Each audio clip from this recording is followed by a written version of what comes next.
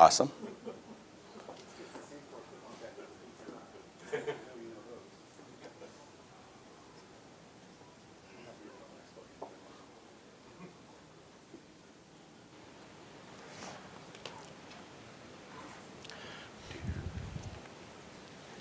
It's called the universal body pack.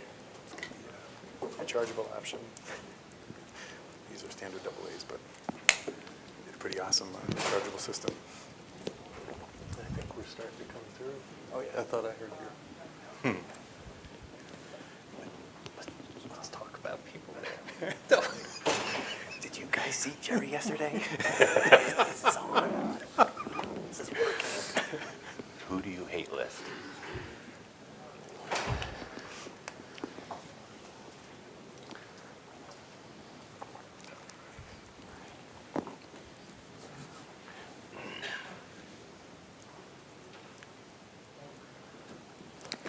Okay, everybody. Thanks for coming. Welcome to today's seminar. Do IEMs now rival full-size headphones in terms of performance? This is obviously much more of a complex question than it seems on the surface, so we'll probably be getting into a wide range of areas. Before I start, I just want to thank our friends that enjoy the music, and Stephen Rockland in particular for sponsoring not only this seminar, but all the seminars this weekend at RMAF. So I'd like to start with a bit of an introduction, and please bear with me, guys. I'd like these guys to give a little bit of a longer introduction than they normally would. If you could just kind of highlight your experience with both IEMs and headphones, because I know for some of you that's not readily apparent given what you're doing now and what your current job title is now. So if we could start with the one and only Mr. Karl Cartwright. I knew you were going to start with me. Yes. I was like, I was hoping everybody else would say something first so that I could tailor my comments. Because, I like the very short introduction. Yes. At any rate, my name is Karl Cartwright. I'm with Westone Laboratories. And we, of course, do in-ear monitors. We started making in-ear monitors back in a rough sense, if you want to consider custom fit product with speakers in it back in the late 80s when the first Walkman boom hit. And from that it progressed into how can we make it more comfortable, make it stay in place, make it sound better. In the early 90s I was able to work with a couple of pro touring bands which kind of really led us down the balanced armature direction because the problems that these bands were having, we were approached by Bill Chrysler to work with Def Leppard and with Rush, and the problems these bands were having were related to ambient sound and their monitoring. So the singer was having a real hard time hitting pitch for Def Leppard because things were so loud, and there was a timing issue with the size that stages had progressed to in the early 90s. And so we started with a balanced armature approach because you could first make that a hearing protection device and still have a decent sounding speaker because dynamics typically need to be vented somehow, otherwise it gets a little tight sounding. At any rate, fast forward in the mid-90s we met Jerry Harvey and we created Ultimate Ears by Westone that eventually split. And we also built some earpieces with Shure for a while. And along the line, after those endeavors, we decided, since we brought a lot of contribution to the category, that we were going to go ahead and go out as Westone Laboratories with our own line of in-ear products. And we do both universal and custom fit products to fit different needs. And we've had some very interesting products along the way. Anything from the first multiple driver universal fit products, 3, 5, 6, 8, whatever it is, to ambient products now that for musicians on stage are designed so that they can be a little bit more cognizant about what's going on. So I definitely am more of the in-ear guy. My experience with over-the-ear headphones is, wow, some of those things sound really good. So I'll leave it there. And next we have Mr. Matt Engstrom. Sure. Thanks, Warren. Yep.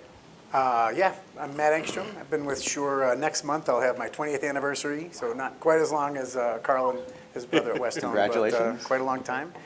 Kind of crazy company to have Ultimate Ears, Shure, and Westone on a panel. I think it's very appropriate. A lot of where the industry has gone over the past 20 years started with the folks in leadership at these companies, and we're all pretty proud to remain where we are. And though we did work together on a couple projects over the years, as the market has grown, I think what we've been able to do is each carve our own niche and find sound signatures and profiles that appeal to different people. And there is no one shoe fits all. So really the end users and the customers are who benefit from such a diverse path that we've all gone down over these 20 years.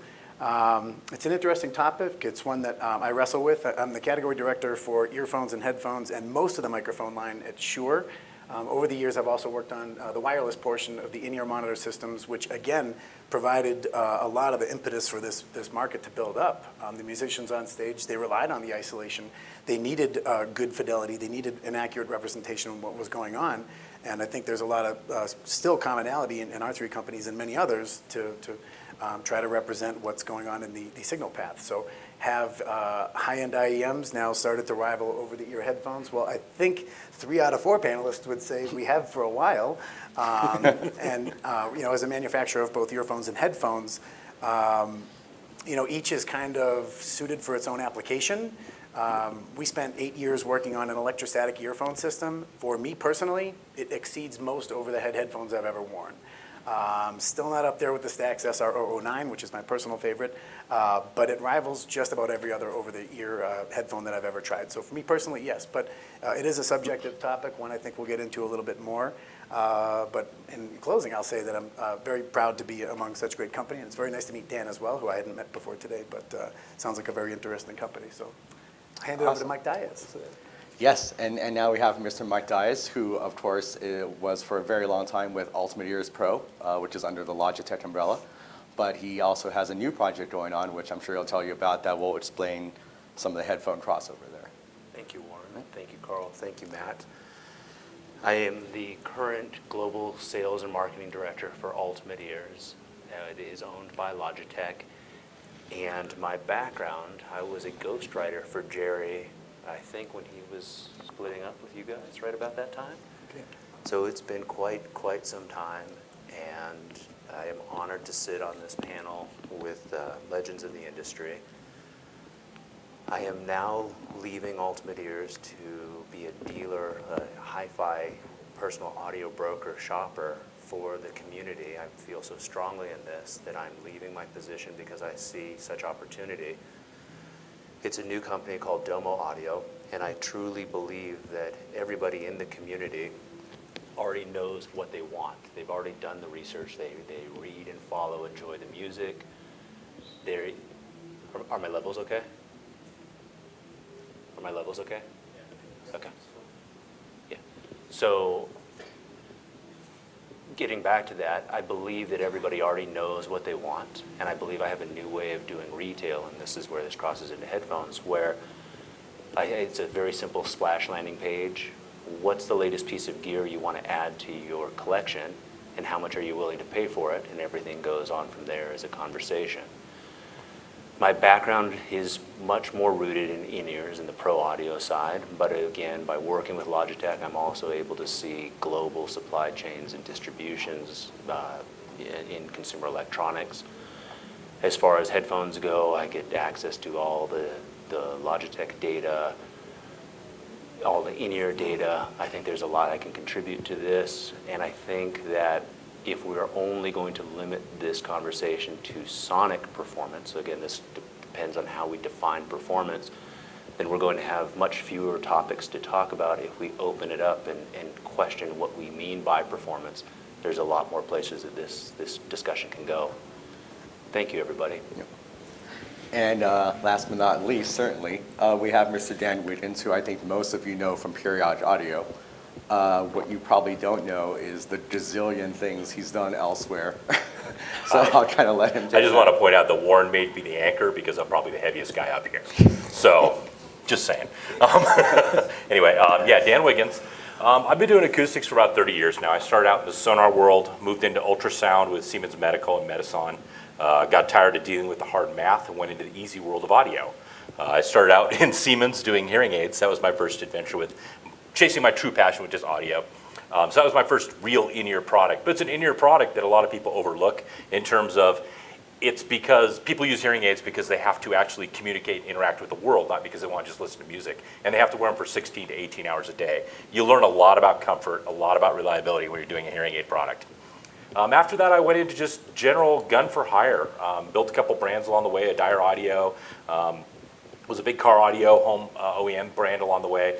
I did a lot of home audio products for car, did a tremendous amount of recording monitor work. So I was living up in Seattle time, did a bunch of stuff for Mackie, so I did all their SRM 450, 750 PAs, did the 624, 626, 824 studio monitors, did them all for events, so did the Opal, the 2020, 2030, 2020 BAS relays. So I've done a lot of pro sound stuff. Bounced around a lot. I worked at Sonos for a couple years. I did all their transducers for everything from their the Play 3 all the way to the Play Bass, including the relaunch of the Play 5. Been doing mainly transducers. Went and worked at Blue for a year and a half. Logitech now owns Blue, so I did all the headphones at Blue. I did a lot of their microphones. I'd done some microphone capsules for them before. So my background now, I'm doing periodic audio, which is an in-ear product, but I'm also doing helping a friend launch an ultra high-end transducer company called New Audio up on the 11th floor of the tower. So I just like playing with transducers. I like making audio. I've done everything from over-ears to in-ears to PA systems to studio monitors to recording microphones, even like the Rode mics. I did half of their transducer designs as well. So that's kind of my background, and I just love playing with audio and making things sound great, and it's always interesting. So I think it's gonna be a very fun discussion. Awesome. Okay, so given the nature of the question, I think we all probably have some opinion on this. I know you guys do. So the root question of the seminar is simply, do they now rival full-size headphones in performance? I think we have somewhat of a consensus here, or at least some very strong thoughts. I think the meat of this conversation will be more of a how than do they or do they not. But let's just start with a do they and do they not. How do you guys feel about that? And please, everybody, chime in whenever you want. So subjective. It's up to individuals. Each of the companies and some of the things that Dan has done, they kind of speak for themselves.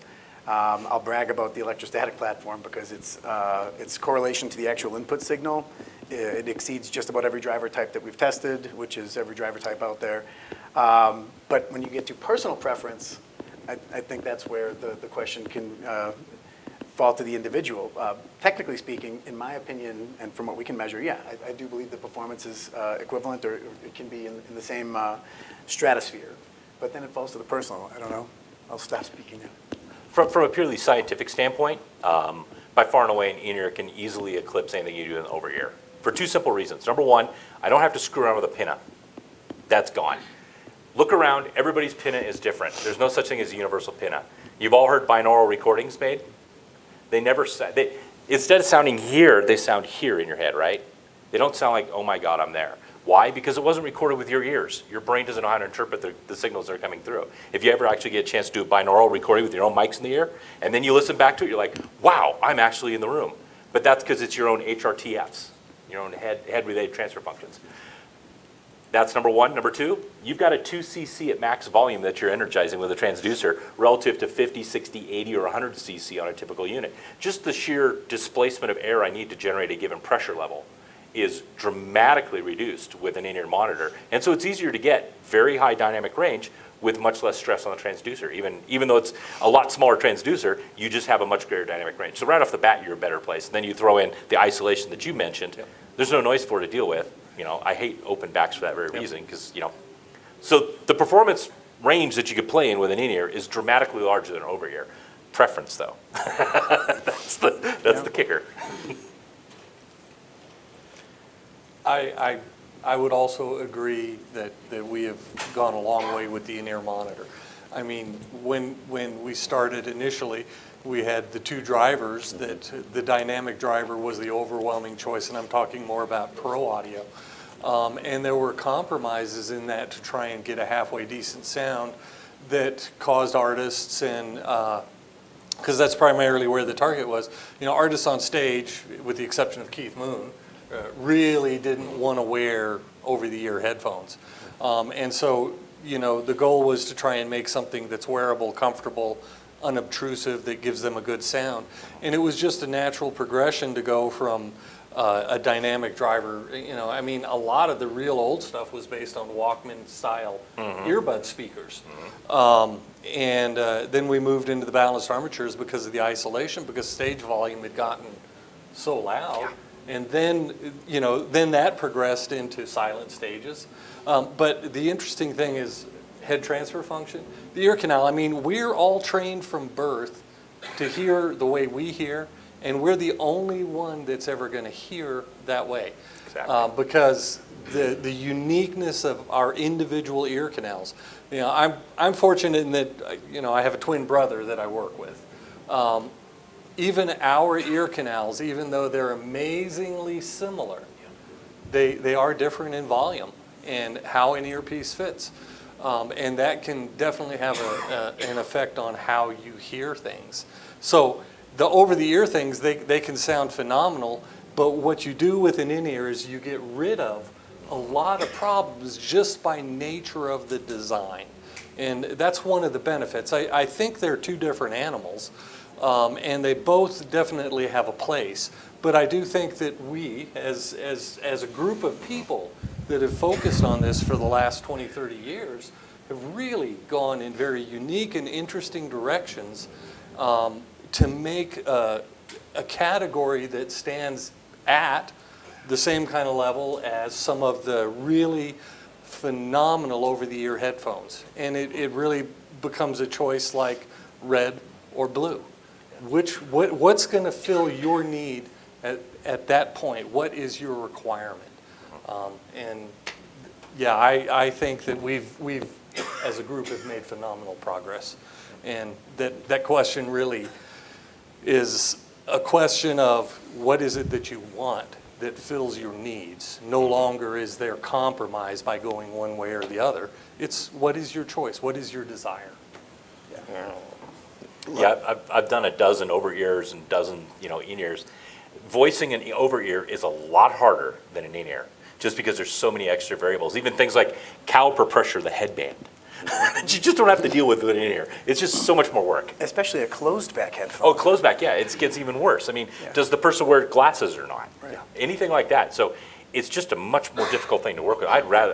That's why I think you're just going to always get a better, you could just put more engineering effort into the sound quality of an in-ear versus just how does it fit and does it feel, and are we adjusting for all the different, melon heads like mine to tiny heads kind of thing, right? So. Just adding to that, because each product is custom built, handmade for each user, again, we've eliminated a lot of variables and then we're dialing it in, the tolerances at any one of these labs, not taking away anything from the labs of over-ears, but the precision, clearly we take parts from manufacturers and we resort and rebin to be even more particular with our tolerances. Okay, so No disagreement, sorry, Ward. no. That's exactly. I think a lot of people would be surprised by that answer. In my journey, I've come across a few models that I felt not only met the challenge of full-size headphones, but in some cases almost exceeded them. And it has to deal with very specific sound qualities, right? I think most people would tend to scoff at the idea that a pair of IEMs would have a better stage than a full-size headphone. And yet I came across a brand maybe 5-6 years ago, Trulucent Audio, that sounded amazingly spacious, right? I think a lot of people nicknamed it the HD800 of IEMs. Bass, I think, has been another area where people probably don't think of IEMs as being on par. And yet, with the 846, that kicks, right? And so dealing with your customer base and working with the challenges that you guys have had, what sonic qualities, if any, have you felt were a challenge to achieve the performance of full-size headphones? I want to jump in first. Westone and Shure have both continued on with a very thin diameter nozzle. We're not the only companies at this diameter nozzle, but most companies choose the bigger bore. And right out of the gate, the main challenge is retaining high frequencies, especially north of like 4 or 5K through that diameter. Yep. And a lot of the tough work in what our companies have dealt with these past several decades is the high frequency response. The bass is, I don't want to say it's easy, but It is. that's not what gets choked off as you try to go down. But interestingly enough, both companies, as we've developed all of our own stuff for a long time now, we've kept that. And that goes down to comfort. Yep. And the comfort and the fact that you want to keep it in your ear for a long time. So very first big challenge, I'm not speaking for you guys, but I'm just saying, based on what I know about your nozzle size, the tough part is high frequency response. Yes. And so the first battle is what are we able to achieve up there, and then how do we want to tune the rest of it? And we both companies have come a long way from where we were in the 90s Yes. when we worked together to retain that and keep it going. And there's other challenges, but that's the first one that jumps out. Yeah, I definitely, you know, when we worked together, we chose that nozzle side because of comfort. You know, Westone Laboratories comes from many years of the hearing healthcare industry. And so as we were putting the first earpieces together, a lot of that knowledge went into what the earpiece is. There's a term that my brother uses that is an interesting term. It's called radial pressure. And that has to do with universal fit earpieces and the coupling system, the foam, the silicone, whatever it is, and what kind of pressure is that applying to your ear. And so, you know, we made our job hard to begin with because we were very cognizant of that fact, and knowing from our experience how many different ear shapes there were, we came up with this size, and then have climbed the hill we created for ourselves.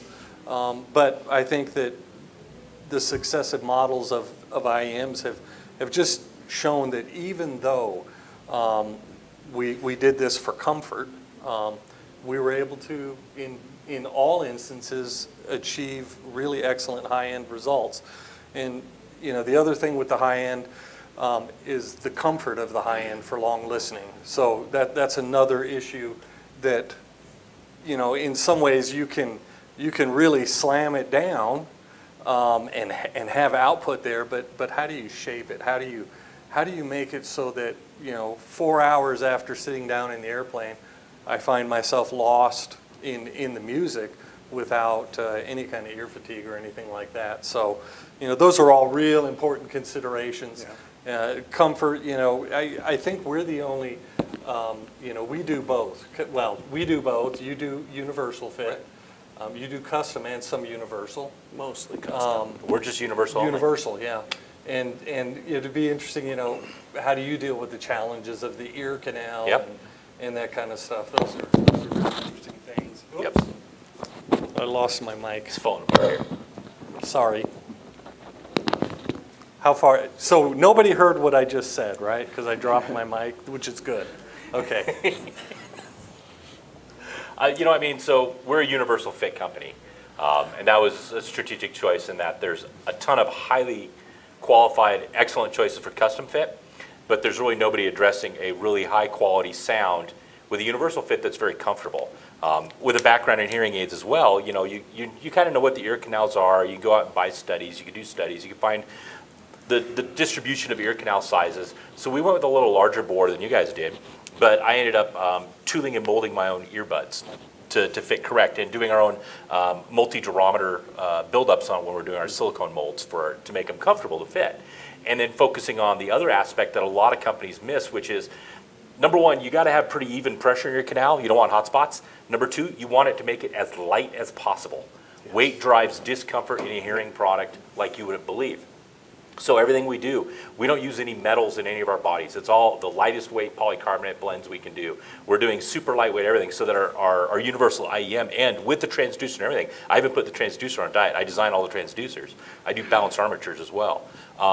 It's less than 3 grams for the entire IEM itself. So it's an incredibly lightweight little product on either side. So people can wear it for a long time without that comfort. Comfort is by far and away the #1 concern for an IEM. If it's not comfortable, it doesn't matter how good it sounds, you're not gonna use it. flat out. You're not going to go to a concert of your favorite artist and sit on a big old bed of nails, for 3 hours and enjoy it. You're just not going to do it. So it's got to be comfortable, number one. That's a big challenge. The sound guy will do that for you. Well, the sound guy will do that for you, exactly. That's his problem. Isolation, though, is a huge one, I think. More and more people are, the cell phone. I have Tidal. Everybody here probably has something like that. I got 35 million tracks I can stream at any time I want. I can now take music wherever the world I am, and having good isolation is critical. When I'm writing BART in San Francisco, if I have to go there, I don't want to listen to the screeching of the wheels.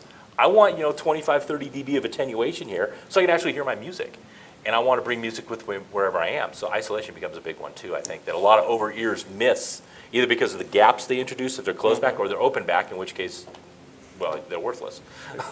I think you really hit on a really important thing here, and that is the weight. Yeah, weight's huge. The weight of an IEM compared to some of the other products that are available are critical to make that seal and maintain that seal. Correct. With motion.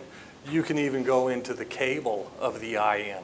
I mean, you can have a stiff cable on Yeah. a set of over-the-ear headphones, and because of the clamping force and stuff like that, you've got some motion, and only when you get up to Pulls right get out. whatever does it come out. But with an IEM, even that weight and the location forces that go on to that little foam or silicone tip, I mean, besides the driver package being, what's the sound signature, what is it that we were after? It's that tip that becomes Yes. the critical component. It's the delivery method. It's our, I don't want to say air, but I can't think of a better term. It's your room. It's our room, thank you. Speakers, it's your room. Exactly. That is our room. And the beauty of an IEM compared to the over-the-ear is that your room is actually your room. It's only your room. So you're going to hear it totally in context of what you're used to hearing, because we've eliminated so much variability, stuff in the way. Well, and I just was going to say, and also, You got to speak up. you also have to take into account how the ear affects sound and build that in so that they come on naturally. Yeah. Hi. Actually, can you hold that just for a sec? So we're live streaming and recording this, and my studio. we actually need to run a mic to 824s. you just Oh, so yeah, that we can get that into the feed. So if you guys could just hold that for a second. Justin? Can I hop on what Carl just said?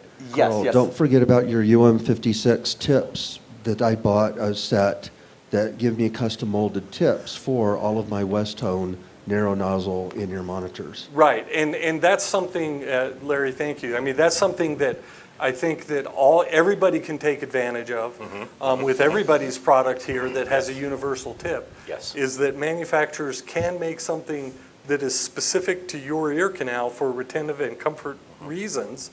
That you may say then there is no compromise. It's as close as this ready-made package is going to be to a full-on custom in-ear monitor. Yeah. But you also have to make sure that the person that's making the product, because there are different mold manufacturers that can make these products. Your soundboard diameter is going to be specific to your product and what you'd like to see. You need to make sure that that's factored in, because let's say I used the diameter that I'd use on one of my earpieces on yours, we could affect the sound quality of your product. Totally. You just want to make sure that if you're going to go the route of a custom fit ear tip, that you take in account the parameters from the manufacturer. What are their recommendations? And you also need to be aware that your ears change shape over your life. They're always changing. Every 3 to 5 years, go back and get them rechecked. You might need new custom fits. Just like, everything changes as we get older. The shape of your ear canal change too. And sometimes after 3 or 5 years, I'm not having as much fun with my IEMs. Get new custom tips, and you're like, oh, the glory is back. Yeah. It's just because your ears changed, you need to get new tips. Mike? With what everybody's saying, once you define the room, right? We work for weight, for comfort, and for ease. Once you define that room, then the tuning gets really interesting, right? Because you don't change the room. The difference of the sound signature of, let's say we sell 7 different flavors of ice cream. It's all the same room, the flavors are just different, yeah? Yep. You have different flavors of ice cream, you have different flavors of ice cream, you have different flavors of ice cream, but you've defined them within your context of comfort and spacious and ease. So that's something that IEMs give that is separate than over-ear. You cannot just swap out sound signatures and design process without designing an entirely new room. We took that to the extreme of the periodic audio. It kind of started out as an exercise in education for some of my engineers. I designed a really high quality 10 millimeter beryllium dome unit, did a dynamic in-ear, and then I wanted to understand why I put so much emphasis on materials. So I built the exact same unit with a magnesium diaphragm and the exact same unit with the titanium diaphragm. The only difference between all three models is the metal of the diaphragm, and they all have radically different sonic signatures. And they're like, now we get it why you worry about this stuff. Right? Everything else is the same, but you're like, these are completely different beasts with just one little component. Yes. You know, it's amazing. But you get that freedom with this kind of a product to actually hear it and experience it. It's not like, well, there's all these other variables. No, there's only one. It's wonderful. Yeah, it's a great thing. And one of the interesting things is, you know, this paying attention to materials or whatever, but the sound signature. And this is not really, you know, pointed at anything specifically, but many years ago, down in Colorado Springs, there was a company called Audio Analysts, and they were a pro touring company. They still are. They've moved to Las Vegas now. But did you know Albert Lacazzi? Yeah. Passed away, right? Yeah, he passed away. But he was a great guy, and I can remember when I first started on this pro audio in-ear monitor journey. You know, he told me one time, and it's a very simple statement. He said, "You're never going to make everybody happy with your sound," because I was obsessed with that. I was just crazy like that. And, you know, it was almost like, oh, he doesn't like it, you know? He doesn't like the way this sounds. And he said, you know, when this is all about how does it sound, if you can make 85% of the people happy. Oh, that's golden. Yeah. Did you if say you 5%? For me, it's 5%. Okay. For me, it's 5%. But 85% of the people happy, then you really have, you're starting to make a sound that is accessible. Yeah. And he said, you know, he taught me to understand that your sound and the nuance of your sound is very unique to you, and you need to make sure that that sound is accessible. And I always thought that was one of the coolest statements, you know, about sound that I ever heard is don't obsess about, you know, this person that wants high end that is much more than you like. Yeah. Worry about the sound that everybody likes. And it's just, you know, you guys, we got guys talking about sound. I mean, I get to, you know, this is so cool. Yeah. Because you can go on forever because it's so in your head. And, you know, Matt and his team made some great earpieces, but I'm never going to hear it the way Matt hears it. I'm only going to ever hear it the way I hear it. So you have to, you know, even an over-the-ear headphone designer has to come to that place. No matter what all the test equipment says, at some point, you have to make the decision that this is the set of components, this is the way it's going to go together, and then hopefully you have arrived at something that makes this vast majority of people happy, or at least is accessible to them and is not so polarizing. And I think that's what we all strive for. That's what the over-the-ear guys strive for, and I think that those of us that are into the in-ear product category, you know, we think that we have created some really good products that are their own unique category, but sound as good as other categories. A few years ago, here at this trade show, we did a very interesting thing where we had a live room. And I remember that. Yeah, with the Gamut. Beautiful sounding system. And we did a live room, and we invited people into the live room. And, you know, it was not a headphone versus IEM comparison. It was a room versus IEM comparison. Yeah. And we found that people coming out of that, you know, while they weren't necessarily exactly the same experience, they were both very satisfying experiences. And, you know, maybe Larry in the back He was a participant in the panel. You know, I think he had a very positive experience from both systems. And I think that you'll have the same positive experience with IEMs versus over the years. So, sorry. Okay, Hey. I'm sorry, I can sense we have quite a few questions out there, so I want to move to Q&A soon. Just Let's two do more it. quick things. I think if you ask most enthusiasts, they will say that there's still some things about headphones that they prefer. Oh, yeah. Especially, something with a sense of air and space, right? Greater sense of air and space. What are the sonic qualities that you guys are still trying to achieve with IEMs that perhaps headphones do better at the moment? Are you guys still working towards meeting or exceeding certain areas within the sound quality area? Cost efficiencies. It's extremely more expensive to make an earphone sound good than a headphone. We only started doing headphones about 9 years ago, and so earphones my entire career. It's generally easier the more space you have to work with. So in the tight spaces that we work with, it's much more challenging to make an earphone sound good than a headphone. I can say that from our perspective anyway. I can't speak for any other company, but we struggle. I think we've gotten there. It took an extremely expensive and many year consuming project to get there with the electrostatic and the 846, which you mentioned. That was a 4-year project. There's 3 people in the world that can weld together the subwoofer performance, the little plate that we make in there. So it took a lot of craftiness to get a low shape out of an earphone that you can get a little bit more readily out of a headphone. You've just got a lot more mass to move. Right.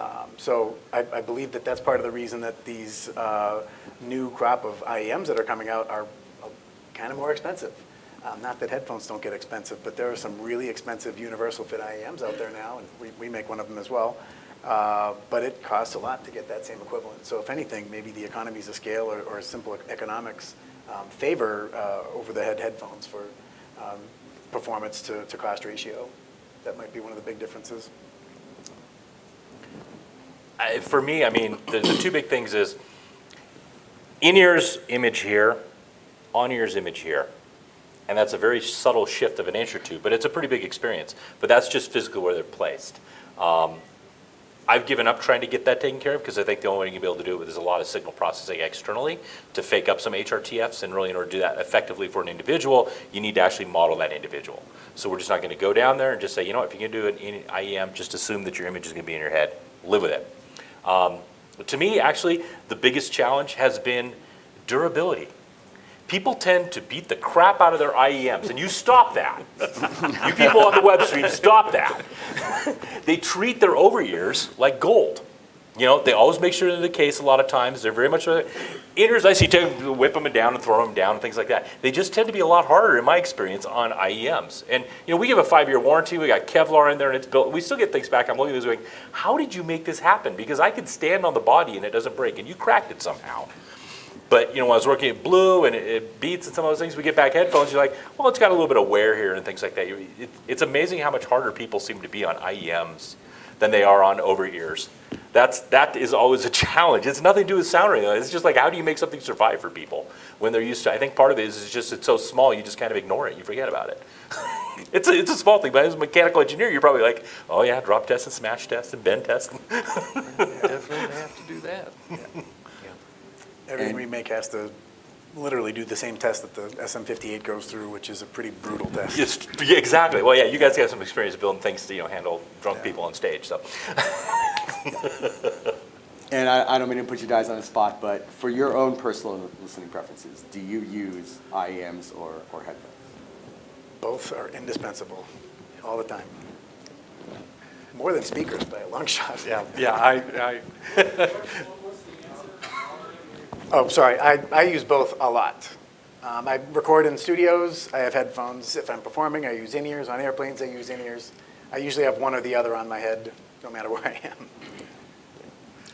I bias more towards in-ears. I do have over the years that I use.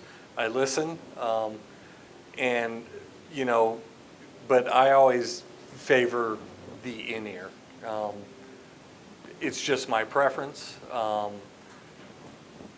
I like the isolation. That's probably one of the biggest things for me, is that when I'm listening to music, I want to hear the music. I don't want to be distracted by anything else that's going on around me. Uh-oh, I thought something was wrong. So for me, I listen to both, but I bias towards IEMs. Mike?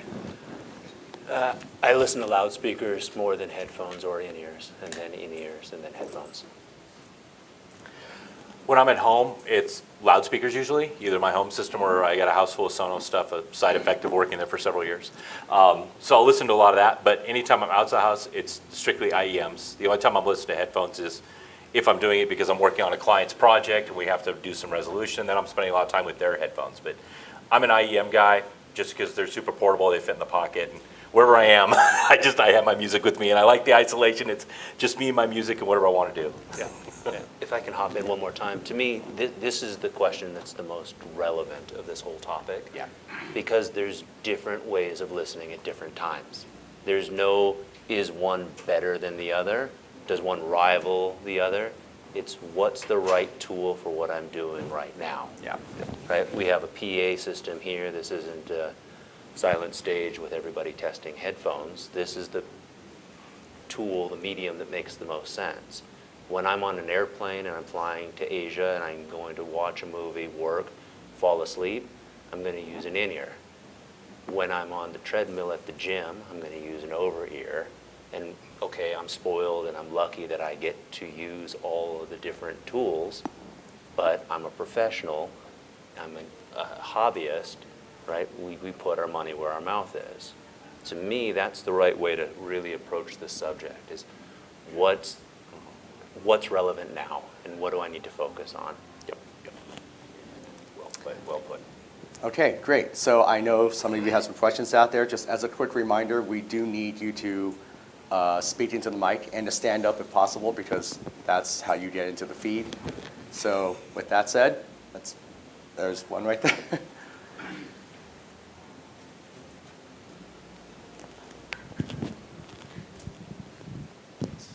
Hey. So I'm mostly an over-ear type of guy. Lately, it seems like a lot of the driving factor in the advances in over-ear has been driver technology. People using interesting shapes or interesting materials to make their drivers do different things. With in-ears, the vast majority of balanced armatures are sourced from two different manufacturers, is my understanding. I know some people use custom ones, but it seems to be rare. Do you find that limits your ability to, advance the way that you might want? Can I take this one first? Yes. So I'm going to say this completely different. If we were all going to go to the grocery store to make pasta to feed the group right here after the meeting, we're all going to cook it totally different, even though we go to the same store. If we gave a tighter parameter on where we went to shop, one aisle, or even if we had all the ingredients sitting here, how I combine it will be very different than how Matt combines it, very different than how Karl combines it. It is irrelevant that there's two manufacturers. It has to do with sculpting. And there is much more to sound design than just the balanced armatures. I get a little bit of a different advantage because I'm a transducer engineer and design balanced armatures myself and actually make them in my own factory. So I have that freedom to do whatever I want. To a certain extent, it's great because I can make anything I want, whether it's dynamic, balanced, anything you want. At the same time, that's a huge curse because I can make anything I want and I have to figure it out.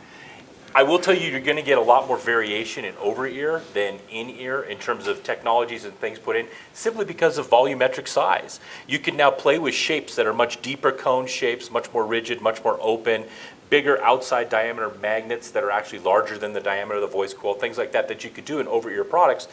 You can't fit it in an in-ear product because we've got such a tiny little volume to work with. It's got to fit inside your concha. If it doesn't fit there, it's really not an in-ear product. That's a big restriction. And so it forces a lot of times of that's the trade-off of how many and what size and what can I do because I've got this tiny little volume to work with. And that's why you see, I think, less diversification, shall we say, in terms of solutions in the IEMs from an acoustic standpoint than what you're seeing in the headphones right now. But that's just simply, when I can put Princess Leia-sized hair buns on the side of your head, I can do a lot more than I can when I got to put something really tiny in here. Jacqueline Float. Yeah, great point. And we dabble in all three transducer types. The electrostatic was by far the most interesting and difficult to work on. BAs, we both manufacture them, and we also source them. It's probably a little known fact because we don't talk about it, but we make one of the armatures in one of our products, and we source the armatures in our other products, and the dynamics as well. So we dabble in all three transducer types, and we do that also in the microphone side. So we make dynamic microphones, ribbon microphones, condenser microphones. In the way back, it was carbon and crystal. So we have a long history of that. And knowing the advantages of each has been important for our path. Mike's example of the grocery store is great. I also use a lot of automotive analogies where a lot of car companies are using similar parts to get entirely different results. And I think that applies here as well. So regardless of what it is, the two big companies, they'll do anything you want at this point. So there aren't really so many off-the-shelf options anymore. 20 years ago, there was off-the-shelf options. I promise you that. Do you want And this they or were that? very limiting. This one especially looks big. with our diameter size and what was available. I mean, it was an interesting job back then. It was compensation. It was really, the whole art was compensating for, all of the disadvantages that you inherently go into it with, and then focusing on the strengths. But we yield very different results. And we have an electrostatic transducer and a dynamic transducer, and we're giving demos all weekend, and we've been doing it for a long time. People will hear similarities, even though those two transducer types couldn't be more different. It's our tuning of them and our treatment of them and some of the physics of the nozzle itself.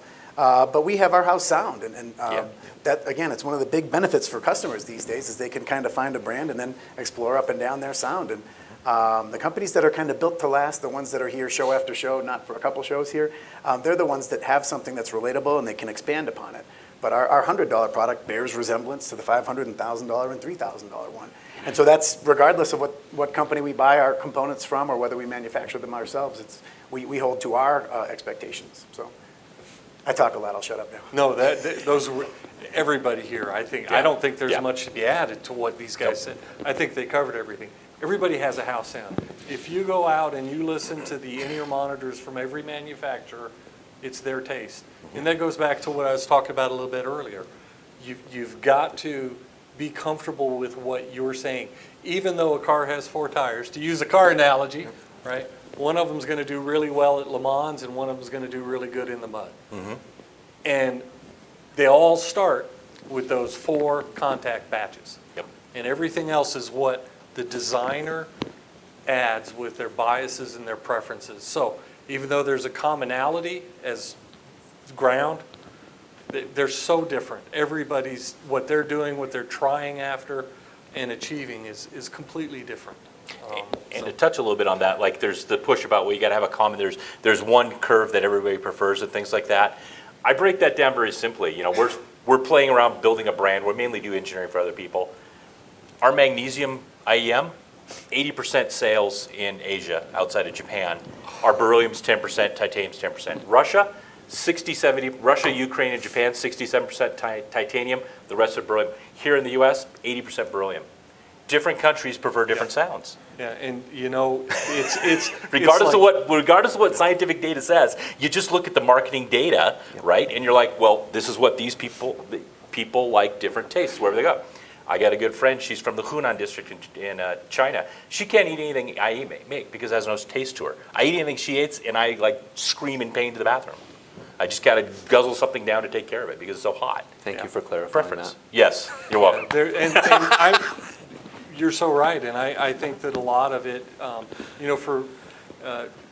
in Asia, the IEM market, just because of the physicality of the location, Massive. is huge compared to here in America. Because just like we were talking, you get to listen to your speaker. You can go home and listen to your speaker. But in a lot of instances in Asia, they can't. Now you compound that by a completely different language. okay? And the way that language is spoken, where the nuances and stuff. And that goes really towards describing why there can be room for so many different interpretations, Yes. because it's something fundamental that almost you inherited. You know, old guys like me, we love tube amps, right? I plug a bass guitar into a tube amp and I'm like, oh yeah, I'm sorry, I'm messing with my thing again. But you know, that's part of what I grew up with. That's what I learned. That's what was right. Yeah. And so that also has such a huge impact on how and what we hear. Yeah. Yeah, those are. Question. Yep. Hello, test. Hello? Okay, works. So I'm an over-ear person myself. I started off with the SRH 940. I gave my parents SE 215s for Christmas, and currently I use Ultimate Ears Reference Remastered for basically anywhere I travel. But my main question is, for professionals who use in-ears or over-ears, is there a particular reason why one would use one over the other, such as the SRH 840 in the studio environment, or custom in-ear monitors on the stage versus universal on the stage? I mean, personal preference is first and foremost. Enough people are using in-ears, custom or universal, in studios, and these days it's no longer odd to see people with headphones on stage. Yeah. It used to be Keith Moon, Yeah. duct taping it to his head. But now it's no longer a secret that people use stuff in their ears. If you remember early '90s, Michael Stipe with the huge cables coming out of his ears on like the MTV Music Awards show. I'm old too. And everyone was like, what is that? What is he? He has like antennas coming out of his head. No one knew what it was. And now it's kind of a cool thing. And you guys have really taken it to an incredibly artful level now with all the finish options. So it's more preference than anything. I prefer in-ears when I'm recording bands in the studio. We were talking about this earlier today, about how click tracks and backing tracks that you hear, you don't want that bleeding out of the headphones into the ambient microphones in the room. So, and just the same goes for stages. So it's really up to the person. Of course, certain things lend themselves to applications more than the other. In-ears are designed for the stage. That's where they were born. Of course, they perform perfectly there. That's what they're for. But some people might not want it. I mean, we all experience the people that say, I just don't like things in my ears. Yes. And those people are going to want a headphone.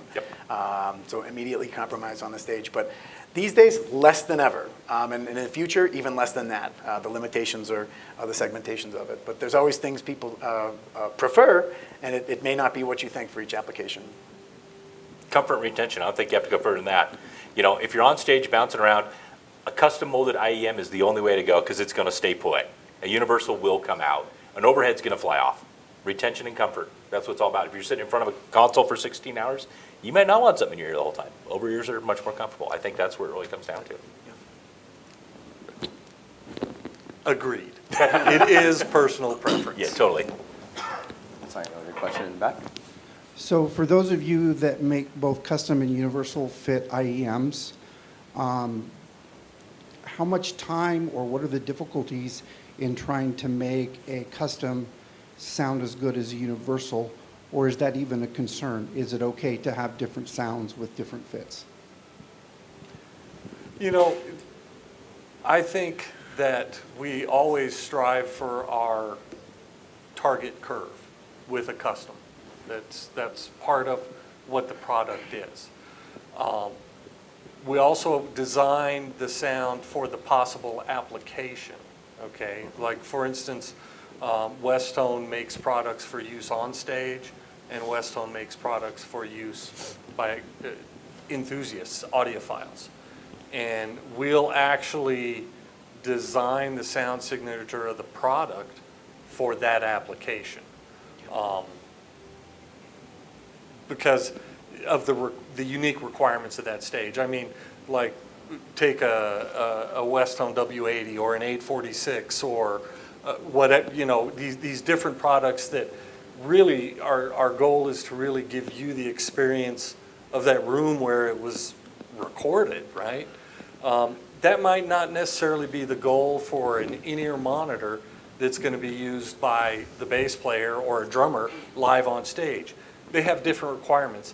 And that earpiece has to live up to those requirements, so it's going to have a slightly altered sound signature so that it can be the tool that it's supposed to be.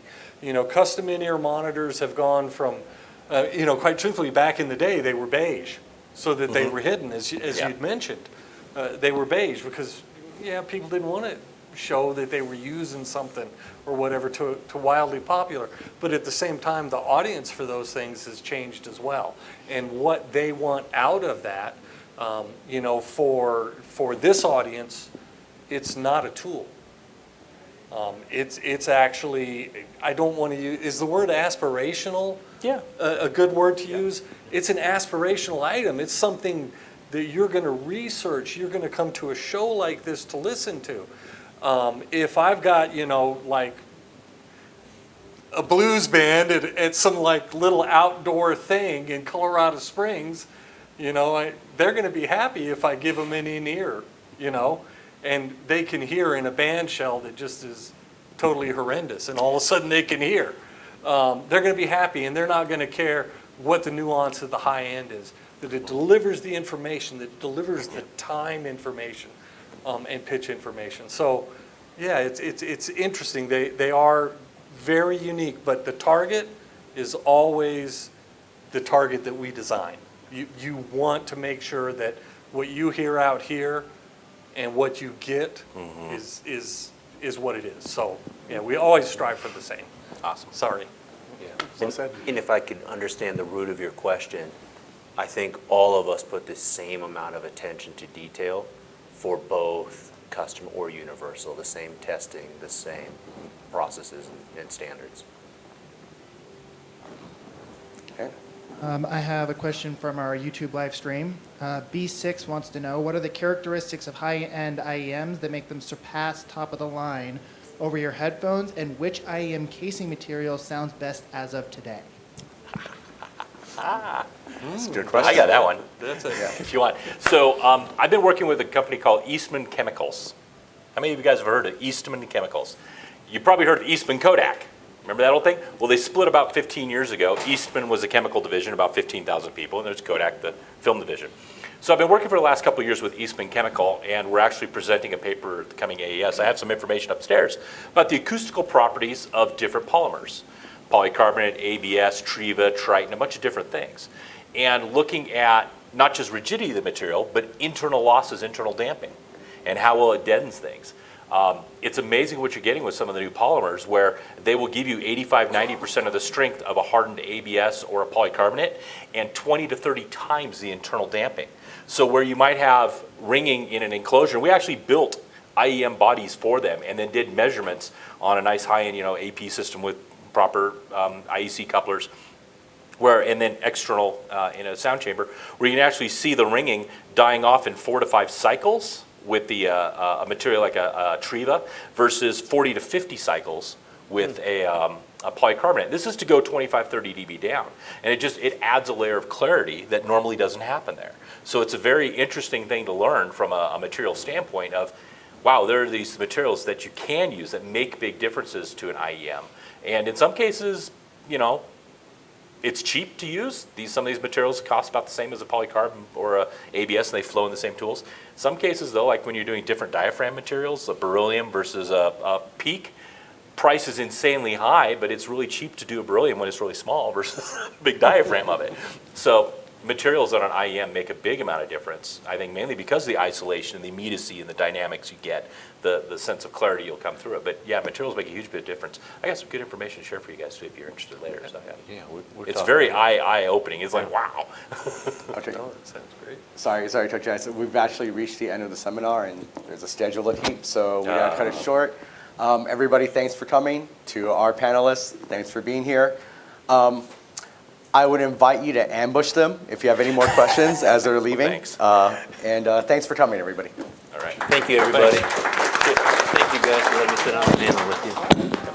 We're going to go back into the history of videos,